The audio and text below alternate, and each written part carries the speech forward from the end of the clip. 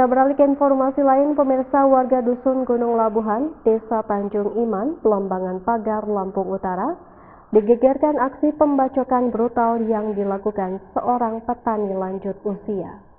Pelaku bernama Hadi Suyipto alias Kelik, membabi buta menganiaya tetangga yang juga seorang lansia hingga mengalami luka bacok. Kita nggak usah biar lumayan warga mereka dulu.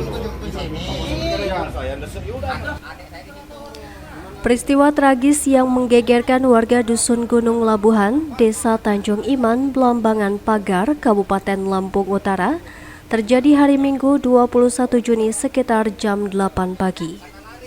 Hadi Suyipto alias Kelik, lansia berusia 75 tahun, mendatangi rumah Mukosim dengan membawa sebilah golok. Mukosim yang masih memiliki hubungan keluarga dengan pelaku menjadi korban penganiayaan hingga mengalami serius akibat bacokan golok. Korban yang juga seorang lansia berusia 74 tahun tidak menyangka Hadi alias Kelik akan melakukan kekerasan. Mukosim menyambut kedatangan Kelik yang datang ke rumahnya. Namun tanpa disangka, tiba-tiba Kelik mengayunkan golok ke kepala korban. Langsung saja korban tersungkur bersimbah darah. Tidak berhenti sampai di situ, Kelik dengan sadistis membacok punggung korban. Melihat ayahnya diserang, anak korban bernama Nur Zubaidah berusaha memberikan pertolongan. Namun, ia juga menjadi sasaran keganasan Kelik hingga mengalami luka bacok di kepala.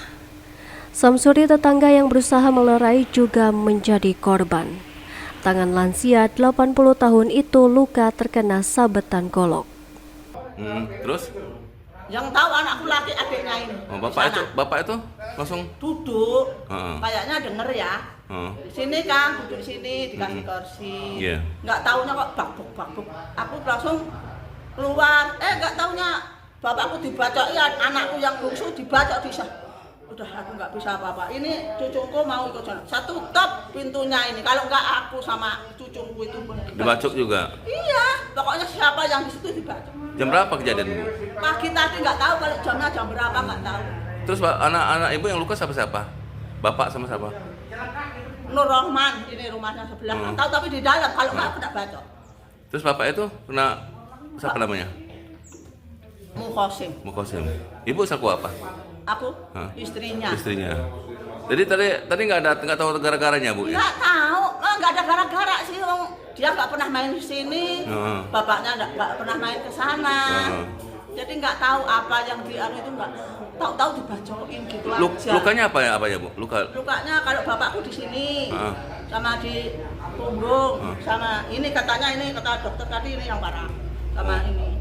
Palanya ya. Sama anakku yang busuk itu muntah tadi. Berapa kali dibacok Bu? Berapa kali dibacoknya? Kalau bapaknya kemungkinan 3 kali, aku nggak tahu soalnya. Oh iya. Kalau anaknya kayaknya sekali, kayaknya apa 2 kali nggak tahu juga. Aku di sana udah nggak ada tenaga pokoknya. Tidak sampai 1 kali 24 jam, polisi berhasil menangkap pelaku di rumah anaknya yang masih berada di wilayah Dusun Gunung Labuhan. Polisi mengamankan pakaian korban yang berlumuran darah dan menyita sebilah golok yang diduga digunakan pelaku saat menganiaya korban. Polisi masih mendalami motif pelaku melakukan penganiayaan berat. Pelaku ditahan di Polsek Abung Selatan untuk menjalani proses hukum.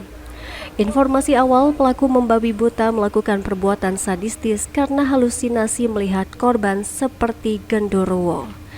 Pelaku hendak pergi ke kebun yang jaraknya kurang lebih 2 kilo dari rumahnya. Dalam perjalanan dia melihat saudara Musakim yang yaitu sebagai korban sedang duduk di depan rumahnya. Jadi pada saat melihat korban ada di rumahnya, dia langsung menghampiri. Setelah menghampiri, dia dengan spontan mengeluarkan golok yang ada di pinggangnya dan langsung menebas korban tersebut. Mendengar suara teriakan korban sudah tergeletak di lantai, keluarlah anak korban atas nama Nur Zubaidah ingin menolong orang tuanya. Namun pada saat ingin ditolong, pelaku juga menebas anaknya tersebut mengenai pelipis sebelah kanannya. Setelah itu pelaku melarikan diri ke rumah anaknya. Motifnya dia merasa hilaf karena ada hawa panas. Kalau dari keterangan dari terduga pelaku ini ada hawa panas di bulan Suro katanya. Jadi kita juga belum bisa memastikan lebih dalam. Nanti kita akan bantu dari psikologi forensik untuk menanyakan kejiwaan dari terduga pelaku tersebut. Ridho Dinata, Eviko Guantara, Sigar TV melaporkan.